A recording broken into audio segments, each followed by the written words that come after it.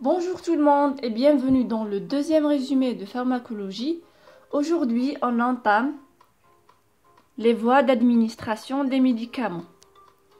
Comme introduction, les voies d'administration sont les moyens qui permettent aux médicaments de franchir une barrière cutanéo-muqueuse et qui permettent une action efficace sur l'organe cible. Deuxièmement, la classification des voies d'administration.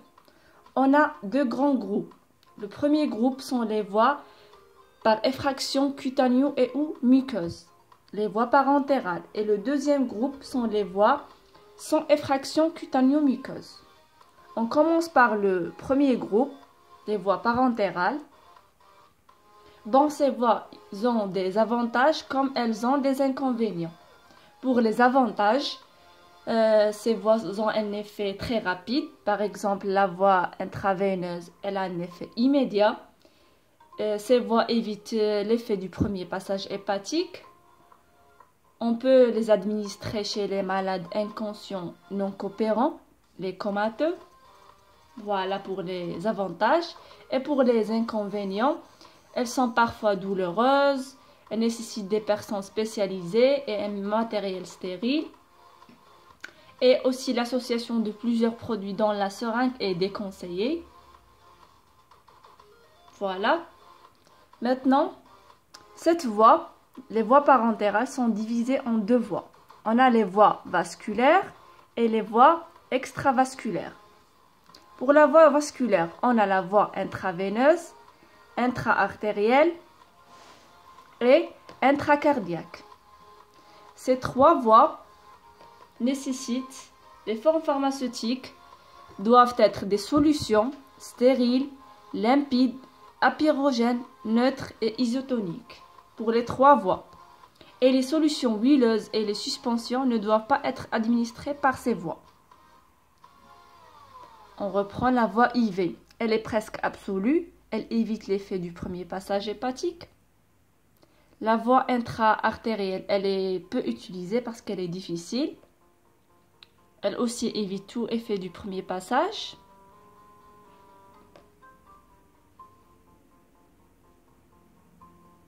On prend un exemple, comme par exemple l'injection de substances opaques au rayon X pour angiographie. On utilise cette voie.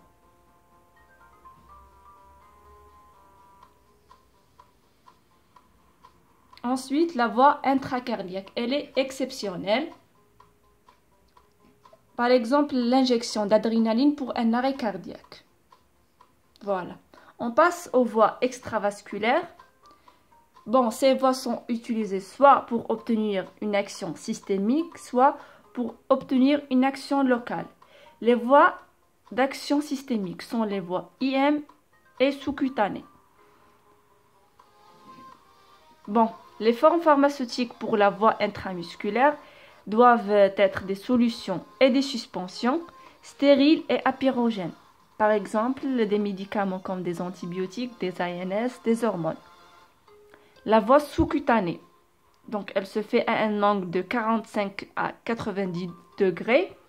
Le volume il est limité entre 0,5 et 2 ml. Bon, on utilise cette voie pour administrer des vaccins, l'insuline, des anticoagulants comme l'héparine. Deuxièmement, on passe aux voies d'action locale.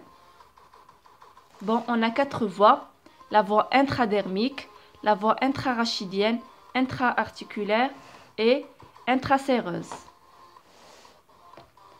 La voie intradermique, elle est utilisée pour administrer des vaccins comme le BCG et pratiquer les tests d'allergie. Deuxièmement, la voie intrarachidienne. Bon, si elle est faite dans l'espace sous-arachnoïdien, c'est pour obtenir une rachianesthésie, pour traiter les douleurs chroniques de cancer, etc. Si elle est pratiquée dans l'espace épidural, la voie péridurale, c'est pour obtenir une anesthésie péridurale, l'analgésie obstétricale. Voilà.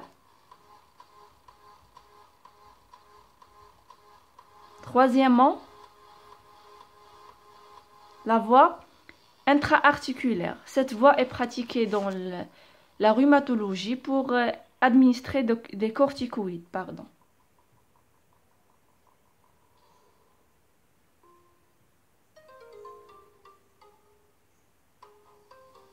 Et il nous reste la voie intraséreuse. Intraséreuse, on a la intrapéritonéale pour la dialyse en cas d'insuffisance rénale.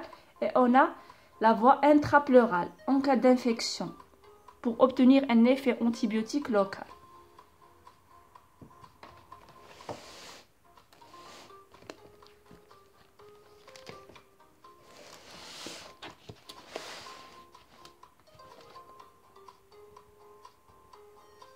Maintenant, on passe au deuxième groupe. Ce sont les voies sans effraction cutanée et ou muqueuse.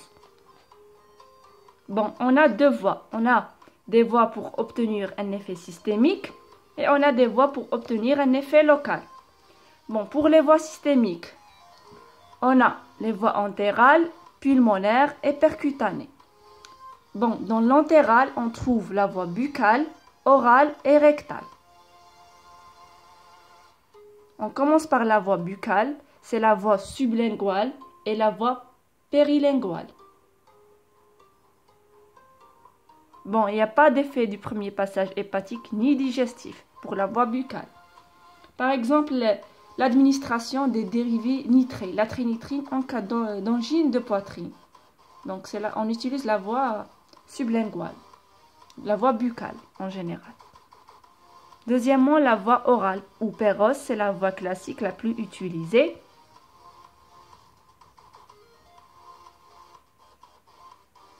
Donc, le médicament est dégluti et sera résorbé le long du trajet digestif et intestinal.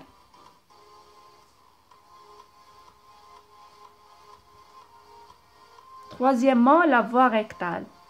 Bon, cette voie est utilisée soit pour obtenir un effet local, en cas de constipation, des hémorroïdes, soit pour obtenir un effet systémique en cas de fièvre. On utilise des suppos, surtout chez l'enfant.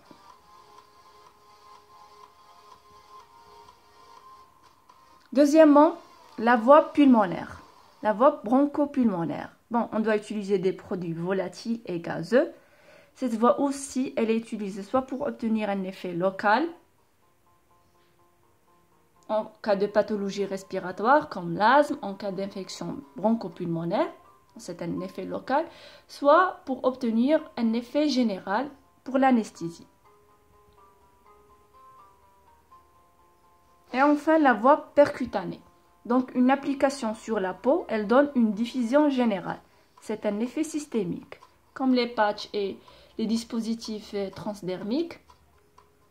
Et comme vous savez, le débit sanguin est réduit. Dans cette voie, c'est pour ça la résorption est lente. Deuxièmement, les voies locales. Dans les voies locales, on a la voie cutanée, la voie oculaire. Les produits pharmaceutiques sont des collyres, des pommades ophtalmiques. On a la voie auriculaire, des gouttes, des pommades. On a la voie nasale, on utilise aussi des gouttes, des aérosols, des pommades. Ensuite, la voie vaginale. Bon, cette voie est utilisée à visée antiseptique, antibiotique, antifongique, antiparasitaire et hormonale, obstétricale ou contraceptif. Bon, les formes pharmaceutiques sont des capsules vaginaux, des ovules secs, des crèmes et des gels vaginaux. Bon, un bon choix assure un effet pharmacologique optimal.